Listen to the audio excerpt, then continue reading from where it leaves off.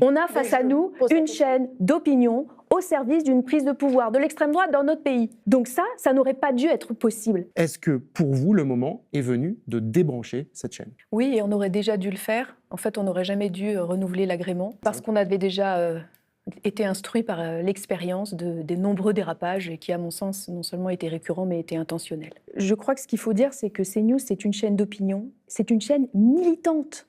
En septembre, ils ont mis le QR code pour appeler à signer la pétition de Philippe de Villiers. Donc là, on n'est même plus sur une ligne éditoriale orientée sur ci ou ça, on est sur un acte militant. Il n'y a pas plus simple comme acte militant que d'aller faire signer une pétition. Je ne reprends pas le fait que M. Pro a dit à l'antenne qu'il allait parler tous les jours de l'audiovisuel public en faisant là aussi campagne contre l'audiovisuel public. On est même au-delà de la chaîne d'opinion. On est dans la chaîne c'est une chaîne d'opinion. La loi interdit cela. Donc c'est pour ça qu'il y a d'une part toutes les abominations racistes dont on a parlé en première partie d'émission, mais il y a aussi le fait de contrevenir de manière fondamentale à l'obtention de l'agrément, aux exigences qui sont liées à l'obtention de l'agrément, qui est de ne pas être une chaîne d'opinion. Nous avons là clairement un constat, à mon sens, d'échec du régulateur. Attention, il faut un régulateur fort.